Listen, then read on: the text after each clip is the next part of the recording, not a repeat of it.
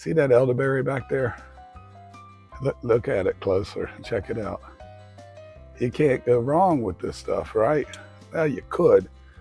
We've learned some things growing this elderberry, and we are going to just share what we've learned in the last 4 years. It was about 4 years ago. I think it was 2021 spring. A friend of mine, Michael Childers, LB Heritage Farms, asked me to find some elderberry. His wife wanted some elderberry. And so I went down to Godley's here, about 2 miles that way, and they had it. That's an independent nursery. And so they had 8 in pint cups. So I bought all 8, gave them 4, kept 2, and then gave 2 to Boonchild. So I went into it. I wasn't seeking out elderberry. I just kept 2 for the heck of it, see how it would do. And as you can see, it's done okay. We've learned a couple of things. If you're wanting to grow this, keep listening. Do keep listening. We've learned some stuff. This isn't based on something I read on the internet. This is from real life experience right there. All right, and forget that greenhouse. That greenhouse got 7 days to live. It's gone. Putting in a cedar one soon as it gets here.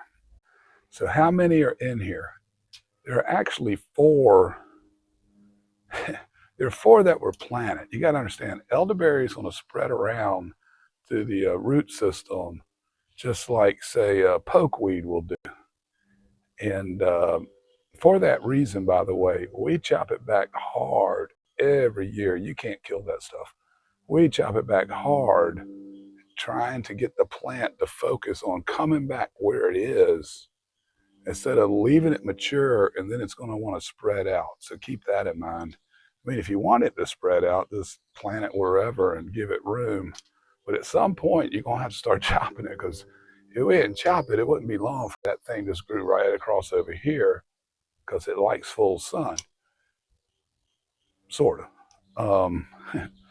That thing's native to like shady forest. It's got to have some sun, of course, but it likes wet, you know. In fact, let's say about 1.25 miles down here. This is an old farm. So you go 1.25 miles down here, you hit Grants Creek. Everything here flows downhill, which is important for the water requirements for this plant, which I'll talk about in a second. It loves water, but it supposedly doesn't like to be soaking wet. However, it's native to like swamps and beside creeks. So I don't know if I buy that or not. That is something I read. However, in my experience, obviously that's not a swampy area or by a creek, but it does flow downhill. And when you get down to that creek, what are you going to find? Elderberry, wild American elderberry, which is what that is. That's American, let's see, that's American black elderberry. So, you know, you got to have some sun. That gets 6-7 hours a day, maybe more. That's in the east. So in the mornings, it's shaded. And then as you approach noon, it's getting the sun you see now. And then the sun will drop behind a big elm tree over here, and then it'll pop back out, okay, at dusk. So,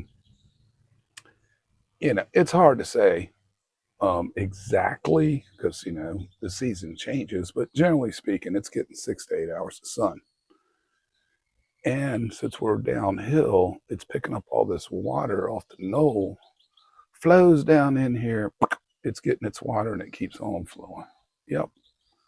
Now, they also acid loving, like a blackberry, azalea.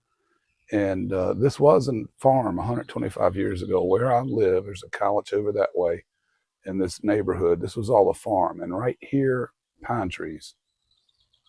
So, you know, at least east of the Mississippi, you break ground and you've got clay, you have acidic soil. You know, most people in East Mississippi, you break the ground, you throw lime in to get that acidity gone and sweeten that soil up, right?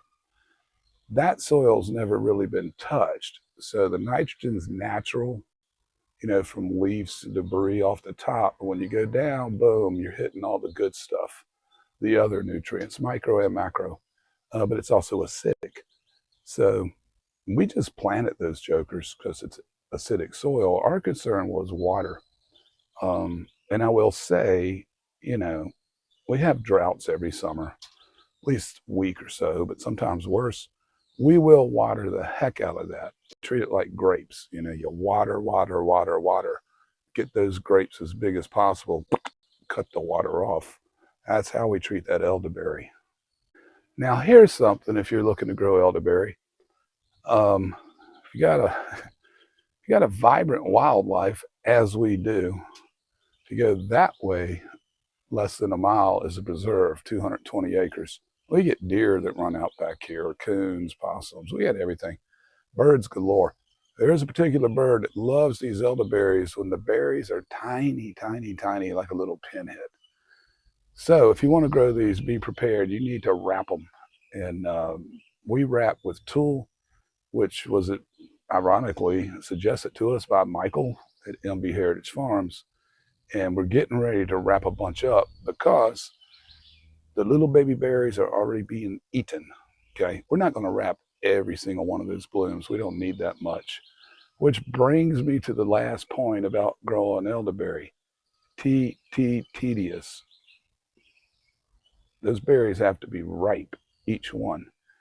Can't just slam them off and some are half green. That's not going to work for you. It's got to be ripe. And they're tiny. They're bigger than a pinhead when they mature, but they're still tiny. So it's tedious to process that stuff.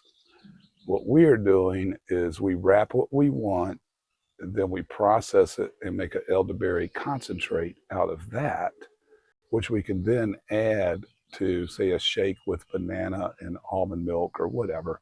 You know, just throw a teaspoon of that stuff in there to get the medicinal benefits of elderberry. Well, I mean, there's a smidgen we read off the internet, but this is actually what we do here. We just check stuff out and it works. Everything I said here works. You can see it for yourself right there. It's not in a swampy area, it gets plenty of sun. Might need to water it. Does need acidic soil, but you might need to water it if you have, you know, a dry summer. You don't have to, but if you don't water it, your berries, they're already small. So, you know, the more water you put on it, the better it's going to be, at least for a period. You don't want to swamp it. And, well, they live in a swamp. But anyway, you get the idea.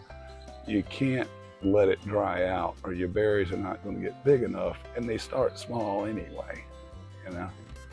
So that's our elderberry story and history, 4 years in the making.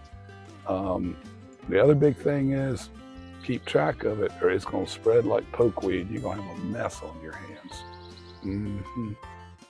Well, thanks for tuning in. Subscribe if you're new. Leave comments. Tell me I don't know what I'm talking about, even though I know I am, because I do know I am. You know what I mean. I know what I'm talking about. I'm doing it. This isn't off Wikipedia or some crap like that. AI, blah, blah, blah. Just do it. Can you say just do it, Tafifia? Will I get a trademark thing? I don't know. 3, 2, 1. Shout out Calvin's Corner. Come on back, man. Loco Fridays. I want to see it. Peace, y'all.